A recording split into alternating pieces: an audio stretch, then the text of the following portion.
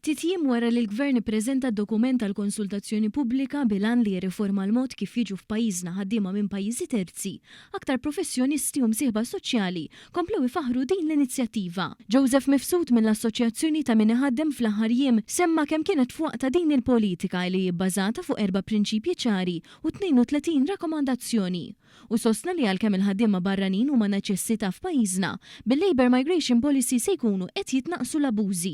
One News tkellem ukoll mal-professur Philip von Brogdorf li sostna wkoll kif wara li jiġu implementati dawn il-miżuri għandu jsir l-infurzar neċessarju għad-dinjità u drittijiet ta' dawn il-ħaddiema. Importanti wkoll isir l-enforcement neċessarju biex ovvjament jiżgura li dawn il-miżuri malli jitlu ovvjament imbagħad ikun hemm iktar assigurazzjoni biex dawn il-ħaddiema jingħataw dik il-protezzjoni neċessarja biex wara kollox ovvjament il-kontribut tagħhom mhux biss jkun irrikonoxxut imma ovvjament jiġi protett ukoll. F'kummenti li għadda lill-Istazzjon Nazzjonali l-President tal-Kamra għan-Negozji Żaru Medji, Paula Bela, sostna li għal-jom it-tnedija tal-politika wkoll kienet verament pożittiva.